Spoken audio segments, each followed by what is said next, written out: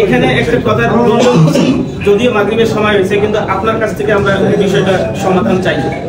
উনি ওনার কথা বলছেন যে মিলাদটা সর্বসম্মতিক্রমে মুস্তাহাব, এই কথাটা বলেছেন। আমরা কি আজ থেকে মিলাদ করবো কিনা একটা বিষয়, ওনার কথাটাকে এই বলেন নাই না, প্লিজ না না প্রকাশ করে আমি বলছি এই বিষয়টা যে জ্ঞান করতে ওনার যে কথাটা, ওনার কথাটা হলো প্রচলিত যে মিলাদ আমাদের এখানে বলা হয়, কেউ মুবাহ বলছেন, কেউ মুস্তাহাব বলছেন। আর মুবাহ আর মুস্তাহাব এমন একটা বিষয় যেটা নিয়ে নিজেদের বিভেদ করছেন, এটা ইনি স্পষ্ট প্রথমে বলে দিচ্ছেন। এরপরে যদি কেউ জ্ঞান করে, আপনি কি বলেন এই বিষয়ে? হ্যাঁ, আপনি কি বলেন?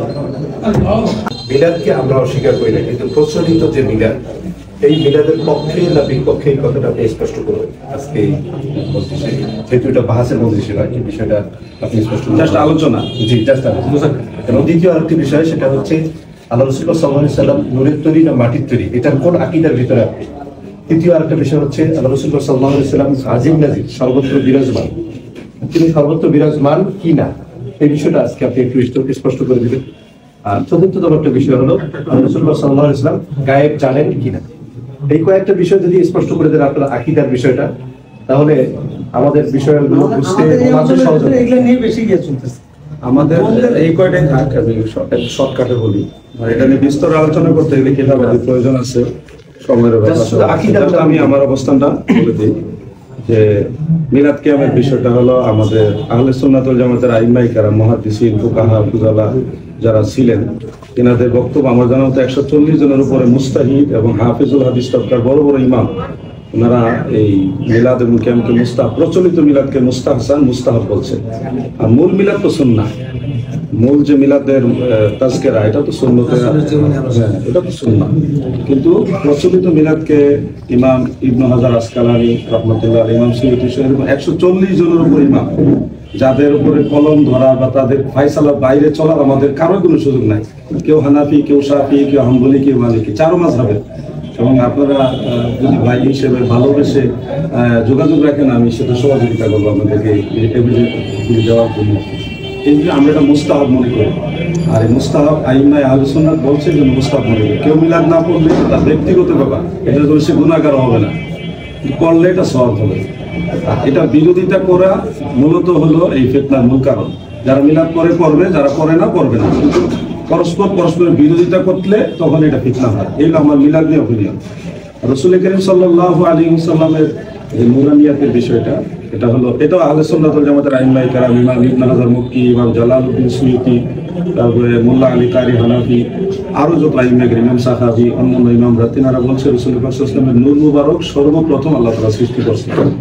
এবং এই নূরে মুহাম্মাদি পর্যায়ক্রমে আসেন ইমাম ইবনু কাত্তান রাহমাতুল্লাহ আলাইহি, এবং ইমাম আব্দুল বাকি জুরকানি রহমাতুল্লাহ আলাইহি, ইমাম শিহাবুদ্দিন কাস্তালানি রহমাতুল্লাহ আলাইহি, এরপরে ইমাম মোল্লা আলী কারি রহমাতুল্লাহ আলাইহি, আরো অনেক আছে, আমার যে কজনের নাম মনে আছে বললাম। ওনারা সবাই বলছে যে ওয়াক্তালাফাতি রিওয়ায়াতু ফি আউওয়ালিল মাখলুকাত ওয়া হাসিলুহা কামা বায়ানতুহা ফি শারহি শামাইল তিরমিজি। ইবনে হাজার মক্কির কওল বলছে আন্না আউওয়ালাহান নূর আল্লাযী খুলিকা মিনহু আলাইহিস সালাতু ওয়াস সালাম। এবং ইমাম ইবনু কাত্তান রহমাতুল্লাহ আলাইহি বলছেন যে ইমাম হযরত আদম আলাইহিস সালাম সৃষ্টি হওয়ার 2000 বছর আগেই নূরে মুহাম্মাদি থেকে রাসূল পাকের জিসম মুবারক সহ সশরীরে প্রকাশ করা হয়েছে। তো সেই হিসাবে আমরা নবীজির ব্যাপারে বিশ্বাস হলো এটা যে রাসূল পাক বেমিসাল বেনজির নূরানি বাশার, নূরের বাশার। নবীজির বাশারিয়াতকে আমরা স্বীকার করি, নূরানিয়াতকেও স্বীকার করি। বাশারিয়াতকে অস্বীকার করলে কুফরি হবে, নূরানিয়াতকেও অস্বীকার করলে এটা গুমরাহের মধ্যে পতিত হবে। হযরত দেখেন এই আয়াতের কি জবাব দিলেন? ইন্না মাসালা ঈসা ইনদাল্লাহি ওয়া মাসালা, সহজ বিষয়। এটা তো ইন্না মাসালা ঈসা, এটা তো এখানে হাজমির একজনকে বলা হয়েছে, আদম আলাইহিস সালাম। যে কোনো তাফসীর খুলেন আপনি দেখবেন, এটা বলে নিয়ে ভাই এর সাথে এখানে আয়াতের মধ্যে একটু শেয়ার করেন যে ইন্না মাসালা ঈসা, এটাকে একটু শেয়ার করেন, ঈসা ইনদাল্লাহি মাসালি আদম নাকি? তো এখানে খালাকাহু মিন তুরাবিন, খালাকাহু হাজমির একজনকে বোঝাচ্ছে, বাবা আদমকে বোঝানো হয়েছে এখানে। আর মেসালটা আসছে হলো বাবা আদমকে পিতাবিহীন সৃষ্টি করা হয়েছে, হযরত ঈসাকেও ভিটামিন সৃষ্টি করা হয়েছে, এটা হলো মেসাল। আর সৃষ্টিগতভাবে একজন হলো মাটির তৈরি। দেখেন আপনি হালাকা হু মিন তুরাবিন, একজনকে মিন করা হয়েছে এখানে। এবং আপনি জানেন ইবনে কাসিরের মধ্যে, তাফসীর ইবনে কাসিরের মধ্যে একেবারে পরিষ্কার উল্লেখ এটা যে আহলে সুন্নাত ওয়াল জামাতের আসাহ মত হলো সাইয়্যিদুনা আবুল বাশার আদম আলাইহিস সালাম উনি হলেন সরাসরি মাটির থেকে সৃষ্টি। মহানবী সাল্লাল্লাহু আলাইহি ওয়াসাল্লাম তিনি সত্যগতভাবে নূরের তৈরি না তিনার নূর?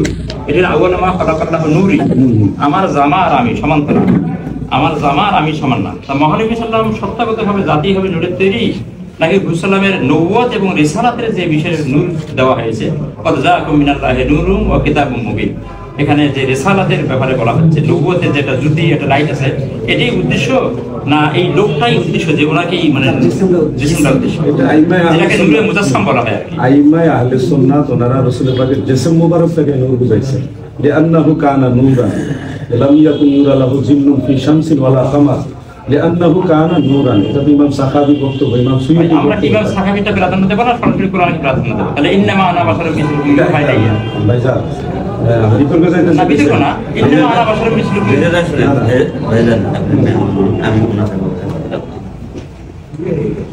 উনি মেহমান, আর এটা কিন্তু বাহাসের পরিবেশ। এটা ওনার সাথে জাস্ট একটু আলোচনা, এখন সবাই যদি প্রশ্ন শুরু করি আর ওই সময় জবাব নিতে থাকি যে কিতাবি হাওয়ালায়, আর ওর উপরে আবার প্রশ্ন আসবে, তো এরকম তো সারা রাত চলবে, এ তুললে মেহমান। আমরা ওনাকে মেহমান হিসেবে এনাকে বসাইছি। যেমন একটু আগে আলোচনা হলো যে আমাদের এখানে যে ঐক্যতা ছিল এলাকার মানুষের মাঝে, যে সমস্ত বক্তাদের আলোচনা সাপেক্ষে আমাদের মাঝে ঐক্যতা বিনষ্ট হইতেছে, আমরা এটা চাই না আমাদের মাঝে ঐক্যতা বিনষ্ট হবে। তো এই বিষয়ে আপনি আলোচনায় উঠে ধরবেন, এই বিষয়ে এর আগে তুলে ধরা হয়েছে কথা। এখন প্রত্যেকটা বিষয়ে যদি আলোচনা করতে যান তা আলোচনা তো অনেক লম্বা হবে। এখন ভাইজানকে যে উনি যে উত্তরটা দিতেছেন, সে উত্তরগুলো হলো মানে মুজমালান উত্তরে, কিন্তু যেটা বাহাসের মধ্যে খোলাসা হবে উভয় পক্ষের দালাইয়ের মধ্যে, এটা কিন্তু মুজমাল আলোচনা এটা হবে না। যেমন মনে করেন নূর, রাসূলুল্লাহ সাল্লাল্লাহু আলাইহি ওয়াসাল্লাম নূরের তৈরি না মাটির তৈরি, এই বিষয়টি নিয়ে আপনি এখন একজন আগাইতে হবে নূরে জিসমি না নূরে রূহ, নূরে জাতি না নূরে সিফাত, এই তিনটাকে ভাগ করা লাগবে, তবে এটি ক্লিয়ার হবে। নূরে জাতি যেটা আল্লাহর সাথে খাস, এখন এই নূরে জাতি আর একটা নূরে সিফাতি। নূরে সিফাতি তো কোরআনে কারীমকেও নূর বলা হয়েছে, ঈমানকেও নূর বলা হয়েছে। প্রত্যেকটা আমার আপনার ভিতরে ঈমান আছে, ঈমানটা কি নূরে না? ঈমানটা কি নূর না? আমার আপনার ভিতরে তো নূর আছে। বিষয়টা এটা তাফসীলান ওই সময় হবে যদি ডিভাইডের পরিবেশ হইতো, ভাইজানকে যদি ওই হিসেবে আগমন করা হইতো তাহলে হয়তো এটা একটা আমরা আলোচনা করছি। এখন সবাই প্রশ্ন করতে থাকি, বিষয়টা কেমন হবে? এখন বিষয়টা হলো, এখন এই সব বিষয়গুলো তো এই ছোট্ট আলোচনায় মানে এটা আলোচনার সমাধান না, আর আলোচনার পৃষ্ঠে আরো প্রশ্ন আসবে, দেখা যায় অনেক লম্বা টাইম চলে যায়। উনি মেহমান, উনি ক্লান্ত হয়ে আসছেন। এখন আপনারা যদি বলেন যে খালি নূর নূরে তৈরি না মাটি তৈরি, এটা আপনাকে বা পরিবেশে বুঝাইতে গেলে তাই নূরে জিসমি বুঝতে হবে, তারপরে নূরে রূহি বুঝতে হবে, তারপরে নূরে জাতি বুঝতে হবে, নূরে সিফাতি বুঝতে হবে। এই চারোটা সমন্বয় করে তখন আমার আকীদা কি এটি স্পষ্ট হবে। যেমন মনে করেন আরেকটা বিষয় হলো, এখন আমাদের মধ্যে কেউ প্রশ্ন করবো যে রাসূল গায়েব জানতেন কিনা। এখন ডিবেটের প্রশ্ন, ভাইজান এক প্ল্যাটফর্ম, আমি এক প্ল্যাটফর্ম, তখন কিন্তু বন্ধুত্ব আছে, আন্তরিকতা আছে, দুই ভাই বলে একসঙ্গে এক প্লেট খানা খাবো। কিন্তু যখন কোরআন হাদিস দিয়ে উভয়ে বলবো, তখন দেখা যাবে উভয় যার যার মতকে প্রাধান্য দেওয়ার ব্যাপারে আমরা শক্ত অবস্থান থাকবো।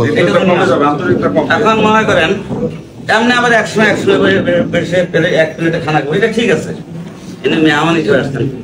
এখন রাসূল ইলমে গায়েব জানেন কিনা, এই ইলমে গায়েব জানতে গেলে এখন এখানে অনেকগুলো বিষয়ের মধ্যে সম্পৃক্ত আছে। এই বিষয়গুলো পর্যালোচনায় একে অপরের সাথে ডিবেটের মাধ্যমে প্রশ্ন উত্তর কোরআন হাদিসের দালাইল ভাবে যে না আসে, বিশেষত অসম্পূর্ণ থাকে, এই অসম্পূর্ণ থাকাটা এটা আরেকটা ফিতনার কারণ হবে। সেটা হলো যে ইলমে গায়েব, যেমন ইলমে গায়েবকে ভাগ করা হয়েছে, তার মধ্যে একটা আছে ইলমে আতাই।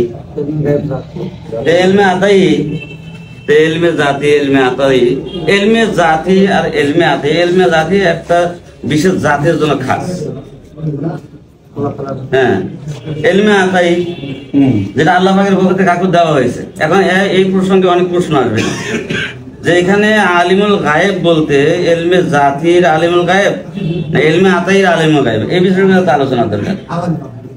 এখন এলমে গায়েব যদি আতাই হয় তাহলে এলমে গায়েব আতাই হওয়ার পরে এটা এলমে গায়েবের সীমাবদ্ধতা থাকবে কিনা? কোরআনে কারীম এর মধ্যে গায়েবের খবর আছে, এর মধ্যে গায়েবের এলম আছে। কোরআনে কারীম এলমে গায়েবের এলমে কোরআন এলমে গায়েবের অন্তর্ভুক্ত কিনা? আল্লাহ রসুল সাল্লাল্লাহু আলাইহি ওয়াসাল্লাম আলিমুল গায়েব, আমরা এটা বলি। রসুল সাল্লাল্লাহু আলাইহি ওয়াসাল্লাম ছাড়া আরো আমরা কিন্তু আলিমুল গায়েব নবীকে বলি না, আপনি কথা আমরা বলি মুখবিরুল গায়েব। মানে সময় কম, সময়টা সংক্ষেপে আনার জন্য আমি সবাইকে লক্ষ্য করতে এত কথা জজিয়াত বাড়িয়ে এটা বাড়ানোর পরিবেশ না, আর ওদিকে না যাই। এখন কোরআনে কারীমের এলেমকে যদি এলমে গায়েব বলা হয় তাহলে যিনারা কোরআনে কারীমের এলেমের বাহক, তাহলে এই প্রশ্ন উত্তর কি আসবে? তাহলে সব উলামায়ে কেরাম এলমে গায়েব জানেন, উলামায়ে কেরামদের মাঝে, আউলিয়ায়ে কেরামদের মাঝে, আহলে সুন্নাহ ওয়াল জামাতের আকীদা কাশফ ইলহাম, কাশফ ইলহাম এটা কিয়ামত পর্যন্ত বহাল থাকবে। কাশফ ইলহাম এটা এলমে গায়েবের অন্তর্ভুক্ত কিনা? বা যাদের ভিতরে এলমে কাশফ ইলহাম হয় তাদেরকে আলিমুল গায়েব বলা যাবে কিনা? এখন যদি আলেমদেরকে আলিম গায়েব বলা হয়, আউলিয়াদেরকে আলিমে গায়েব বলা হয়, রসুলকে যদি আলিমে গায়েব বলা হয় এলমে আতিয়া হিসেবে আল্লাহ পাকের পক্ষ থেকে যেটা দেওয়া হয়, তাহলে এখানে বিভেদ কোথায় হবে? আর যদি এলমে গায়েব বলতে মানে জাতিটাকে বোঝানো হয়, অবশ্যই এটা আহলে সুন্নাহ ওয়াল জামাতের পরিপন্থী। তো ভাইজান তো আসছেন অনেক দূর থেকে ক্লান্ত হয়ে, আর পরামর্শ হিসেবে অনেকে যেমন থানার ওসি হিসেবে বলছিলেন যে কোনো কথা প্রসঙ্গে যে বিশৃঙ্খলা হইতে পারে বা কেউ পক্ষে কেউ বিপক্ষে, মাহফিলটা বন্ধ করে দিই। আমাদের পক্ষে কি বলা হয়েছে? মাহফিল বন্ধ চলবে না, কোরআন হাদিস আলোচনা চলবে। মানুষ কোরআন হাদিস আলোচনা শুনলে মানুষের ঈমান বৃদ্ধি হবে। মাহফিল বন্ধ করার পরিকল্পনা যদি কেউ করে আমরা তাদের বিরোধিতা করি। মাহফিল বন্ধ কেন হবে? আমাদের কথা হলো আমরা শান্তিপ্রিয় এলাকার মানুষ, এই এলাকার মানুষ ধর্মকে খুব মহব্বত করে। যার দরুন বাহির থেকে কিছু ফিতনা এসে আমাদের এলাকার মানুষগুলোর উপরে আক্রমণ করে, মানুষ এগুলো বুঝতে পারে না। যেমন গতকালের প্রোগ্রাম, সামনের মানে 13, 14, 15 তারিখের সময় 3 দিন আহলে কোরআন একটা প্রোগ্রাম ছিল ভুনিয়ামারিতে।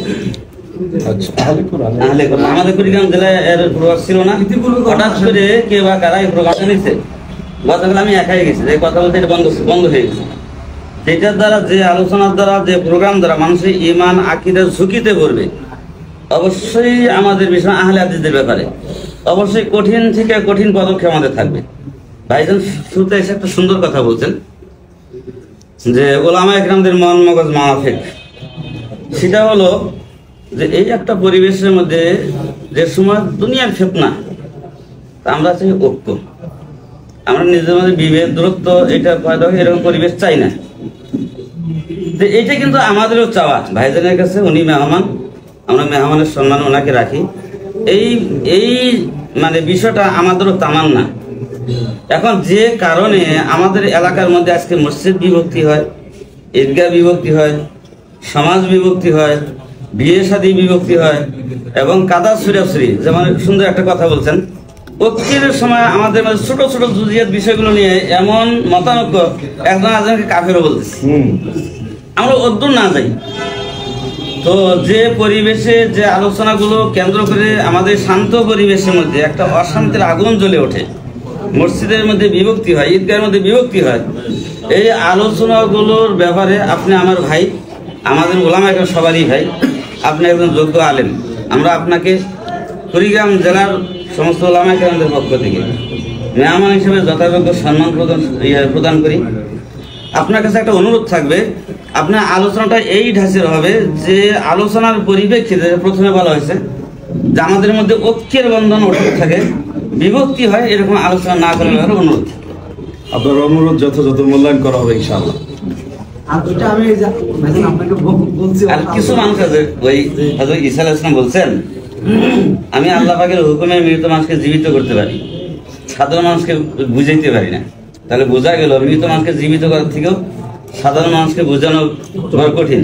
ওলামা কেরাম বুঝায় একরকম, সাধারণ মানুষ আরেকটা বুঝে বাস মাতাল হয়ে যায়। এখন মেহমান তো কথা বলে চলে যায়, দেখা যায় নিজেদের মধ্যে এলাকার মধ্যে অনেক বিভেদ শুরু হয়ে যায়। এর জন্য ভাইজানের কাছে অনুরোধ থাকলো, আপনি মেহমান আসেন, বই আছে এটা ডিবেটের বিষয় না, একসেট বই আর দরকার আছে আছে আছে। আমরা এটাও প্রস্তাব দিছি ভাইজান, এখানে করতে হচ্ছে ওখানে আলোচনা হচ্ছে যে মাহফিলে ওঠার আগে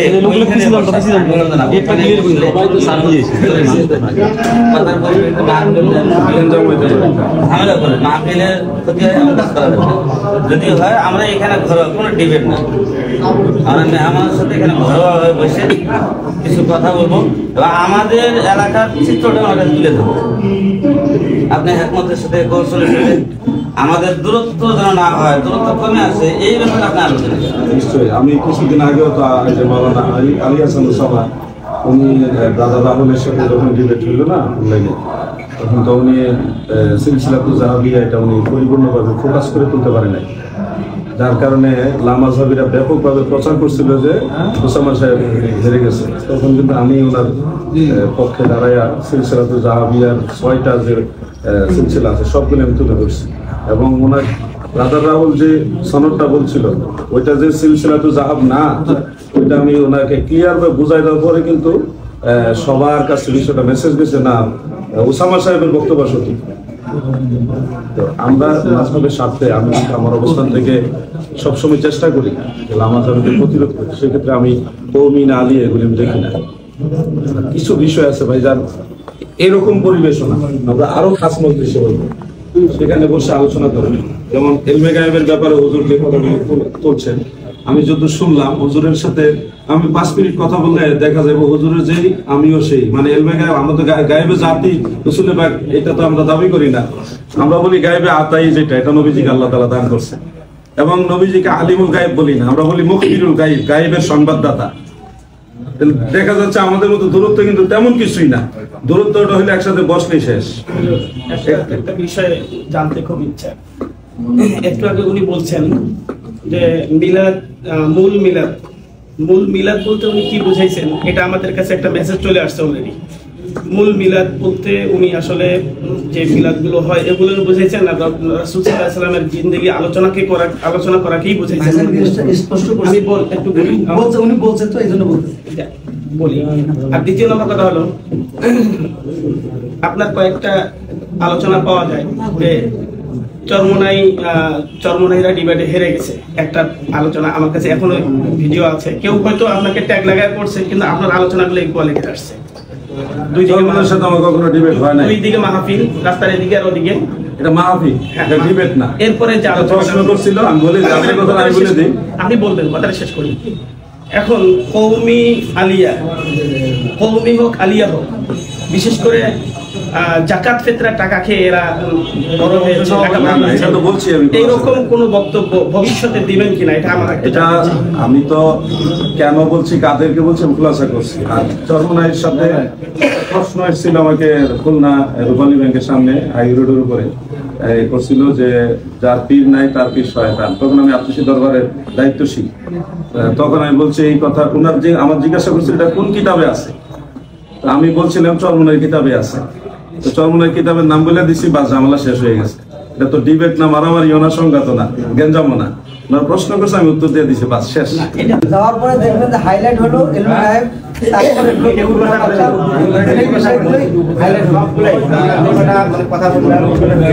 যদি আসে ইলমে গায়েবের ব্যাপারে তো প্রশ্ন আসলে আমি উত্তর দিব, সেখানে তো শুনবে। যদি কোনো ধরনের মনে করেন আহলে সুন্নাত ওয়াল জামাতের আকীদার খেলাফ কোনো কথা বলি, তাহলে আপনারা আমাকে ধরবেন আবার যে আপনি কেন এটা আহলে সুন্নাত ওয়াল জামাতের খেলাফ কথা বললেন।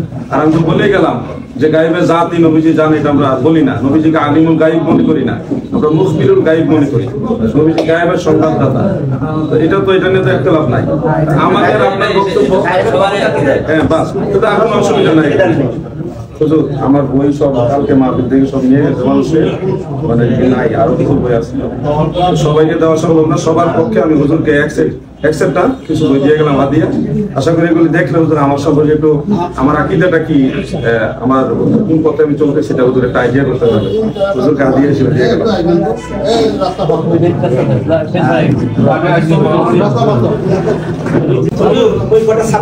এখানে একটা কথা, যদিও মাগরিবের সময় হয়েছে কিন্তু আপনার কাছ থেকে আমরা বিষয়টা সমাধান চাই।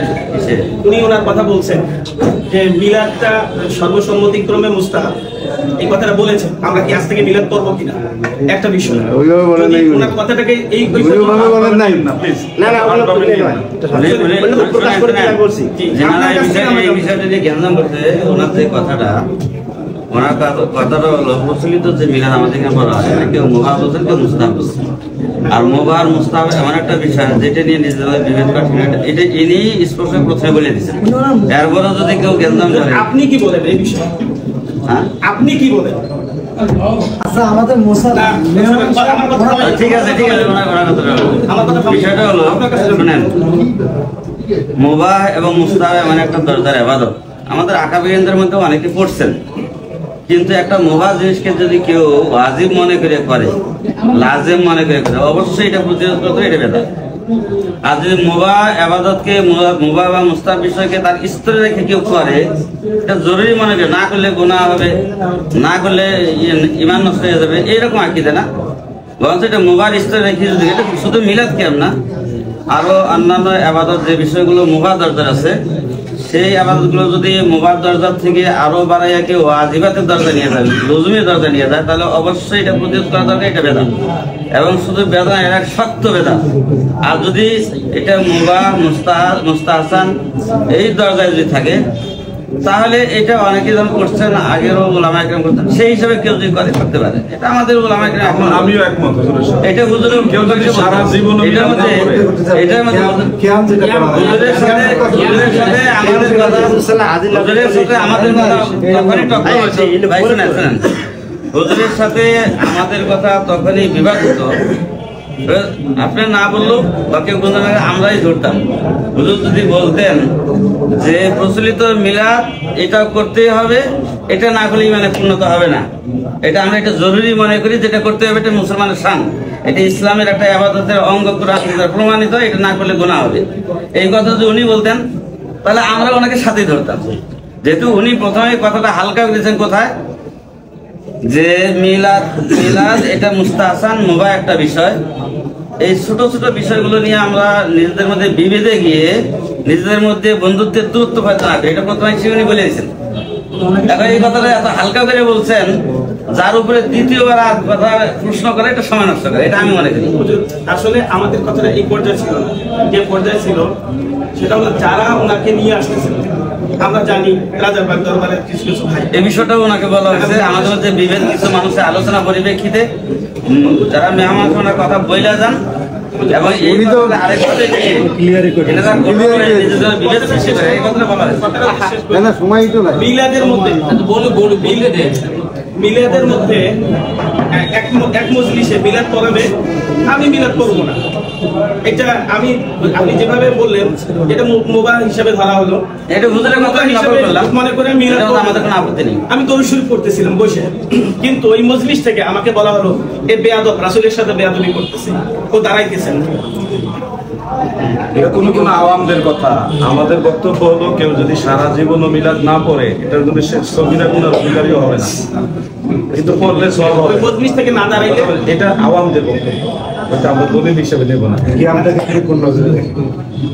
কিয়ামটাকে মুস্তাহাব মুস্তাহসান ওই নজরে দেখি, এই হিসেবে তো আমল করি, কিন্তু এগুলি নিয়ে যদি আরো আমরা আলোচনা করতে চাই, কথা শুনে এটা আরো বাড়তে থাকবে। আমাদের এই 10 মিনিট আর আধা ঘন্টা এটা সমাধান হবে না। আমি আন্তরিকতার সাথে আপনাকে এবং ভাইজান আর যারা আছেন, আমার বাসায় যাওয়া, আমার পরিবারে আছেন আরো শহরে, একেবারে কলেজ রোডে, আপনারা একদিন মেহমান হন আমার বাসায়, আমি আপনাদের নিয়ে আন্তরিকতার সাথে সময় দিব, আলোচনা করবো একটু বিষয়টা। আপনার অবস্থান আমরা ক্লিয়ার হয়েছি। আপনি আমাদের স্থানীয় যে শায়েখ আছেন আব্দুল হান্নান হুজুর কাসেমি সাহেব, ওনার বক্তব্যের সাথে যদি আপনি একমত হন, আমাদের এ নিয়ে কোনো দ্বিমত নেই। আমাদের মধ্যে মূলত কোনো দ্বিমত নাই। মূলত আমাদের মধ্যে কোনো দ্বিমত নাই, ওই পাবলিক কিছু আওয়ামদের কারণে কেউ এদিকে বাড়াবাড়ি করে ওইদিকে বাড়াবাড়ি করে, এই কারণে আমাদের মধ্যে দ্বিমত গুলি ঢুকছে। বাড়াবাড়ি করে লাগিয়ে দিয়েছে। মনে করো আমরা দূর থেকে আসছেন না, সেই একটা কথা বলে চলে গেছে। একটু দোয়া হবে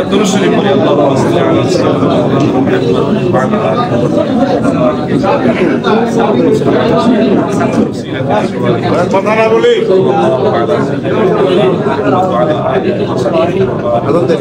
اللهم آمين